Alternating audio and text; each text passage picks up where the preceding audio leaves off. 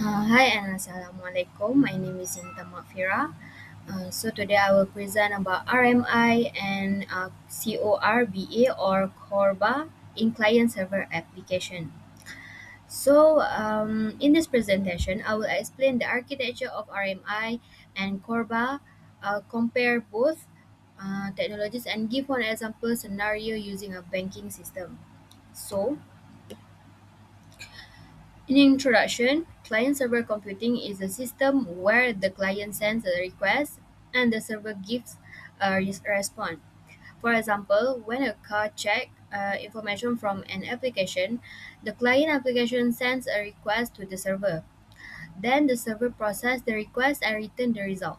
RMI and Corba are technologies used in distributed system.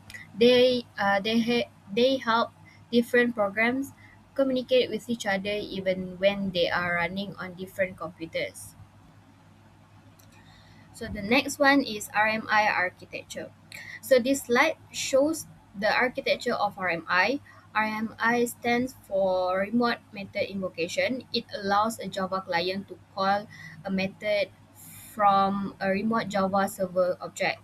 In this diagram, the client sends a request to the stop. The stop acts like a helper or proxy for the remote object. The request then passes through the remote reference layer and the transport layer. After that, the request reach the server side where the server object execute the method. So the flow of RMI start when the clients look for a remote object. Um, It calls the remote method. The request is sent through the stub and network layer to the server.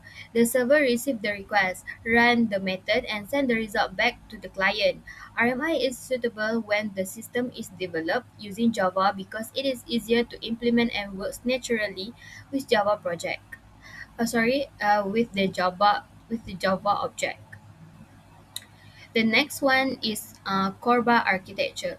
This slide shows the architecture of Corba. Corba stands for Common Object Request Broker architecture.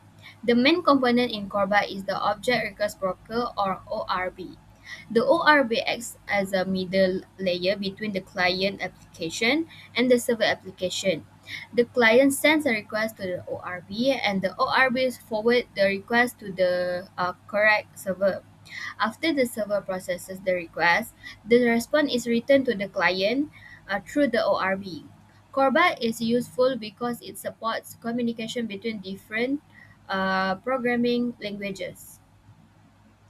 The next one is a comparison between RMI and Corba. RMI is mainly used for Java to Java communication, while Corba support many programming languages. RMI uses components such as a stub remote object and RMI registry. Corba uses the ORB and IDL. RMI is easier to implement if the whole system is written in Java. Corba is more complex, but it is better for large systems that use different languages and platforms. So RMI is suitable for simple Java system, while Corba is suitable for a distributed system. For the scenario, application is a distributed banking system. If the banking system is fully developed in Java, RMI can be used. For example, the client can call methods such as a checking balance, transferring money, and viewing transaction history from the server.